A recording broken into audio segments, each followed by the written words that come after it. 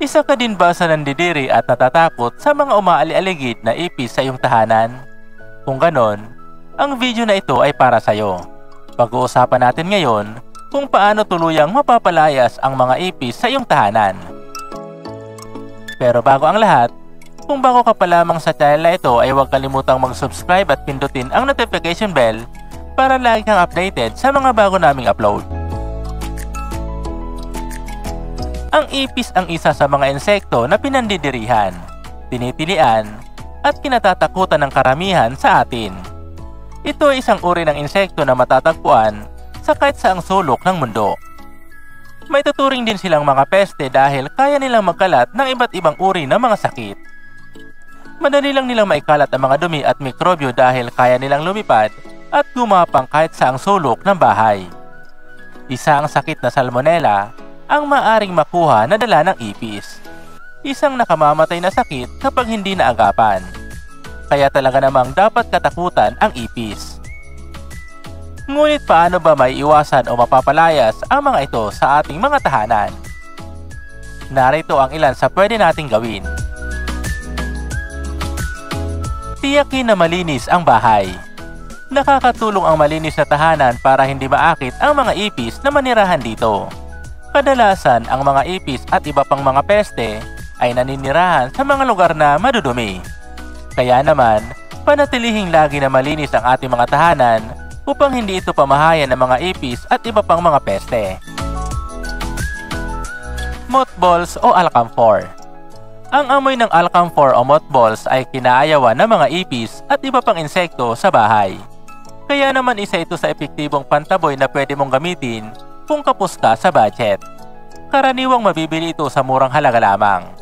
Mag-ingat lamang sa paggamit nito dahil may sangkap ito na maaaring makalason sa tao at alagang hayop. Ilagay ito sa mga lugar na hindi maaabot at makukuha ng mga alaga natin katulad ng aparador at mga madidilim na sulok ng bahay. Boric acid. Ang boric acid ang isa sa mga best home remedy para patayin ang mga ipis sa bahay. Maghalo lang ng parehong dami ng boric acid, harina at asukal. Gawin itong dough at saka ilagay sa mga lugar na kung saan pwede ito makita ng ipis para kainin. Ang harina at asukal ang magsisilbing pain para lumapit ang mga ipis. Samantala, ang boric acid naman ang papatay dito. Mag-ingat lang sa paggamit nito dahil nakakalason din ito sa tao at mga alagang hayop. Baking soda. Ang baking soda ay katulad din ng boric acid na lason para sa mga ipis kapag ito ay nakain. Kung isa ito sa gusto mong subukan na pamatay ipis, isama lang ito sa mga pagkain na nag-a-attract sa mga ipis katulad ng asukal, mga tirang pagkain, at iba pang katulad nito. Ilagay sa mga lugar kung saan makikita ng ipis para kainin o kaya sa mga lugar na pinamamahayan nila. Once na makain nila ang pagkain na may halong baking soda, siguradong mamamatay sila. Kalamansi, lemon, at iba pang citrus fruits. Ang amoy ng citrus fruits katulad ng lemon, kalamansi at suha ang isa sa mga kinaayawan ng mga ipis, kaya naman pwede mo itong gamitin bilang pantaboy sa mga ipis sa bahay. Hindi ito nakakapatay ng ipis ngunit kaya nitong itaboy ang mga ipis. Maaring magbabad ng balat ng citrus sa tubig at saka ito gamitin pang spray sa mga lugar na maaring pinamamahayan ng mga pesting ipis. Maaari din na maglagay ng balat ng citrus fruits sa mga lugar na dinaraanan ng mga ipis upang maitaboy sila. Magtanim ng mga halaman na pantaboy sa mga insekto. Alam mo ba na may mga halamang mabisang panlaban sa mga insekto? Kabilang na riyan ang napakagandang bulaklak na chrysanthemum. Mabisa itong panlaban sa mga langgam, ipis at iba pang insekto.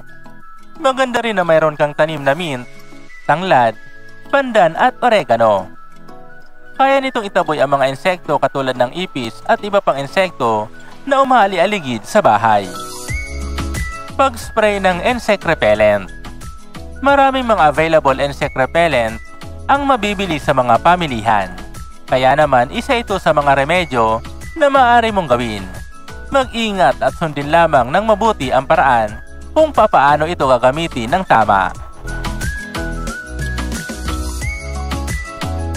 Insect tape trap.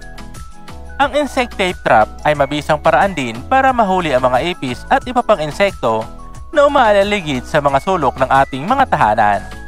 Maglagay lang ng insect tape trap sa mga lugar na madalas na ginagapangan ng mga pesting ipis. Petroleum jelly. Maaari mong gamitin bilang panghuli sa ipis ang petroleum jelly. Maghanda lang ng isang bote at pahiran ang loob nito ng petroleum jelly. Lagyan ng pagkain ng loob para ma-attract ang ipis. Kapag pumasok dito ang ipis, may hirapan na itong makalabas dahil sa ipinahid na petroleum jelly. Buhusan ng mainit na tubig ang bote para mamatay ang mga ipis. Narito pa ang ilan sa pwedeng gawin upang makontrol ang ipis sa pagdami nito. Itago ang mga pagkain. Isa sa mga dahilan kung bakit naninirahan ang ipis at iba pang peste sa iyong tahanan, ito ay dahil sa availability ng kanilang mapagkukunang pagkain. Iwasan na mag-iwan ng nakatenggang pagkain at pinagkainan. Itago agad ang mga natirang pagkain at hugasan agad ang mga pinagkainan. Ayusin ang mga tagas sa bahay. Masayang-masaya ang mga pesting tulad ng ipis sa mga masisikip, madidilim at basang bahagi ng iyong bahay. Kaya naman, para maiwasan ito, ipagawa mo na agad kung mayroong mga tumatagas na tubo.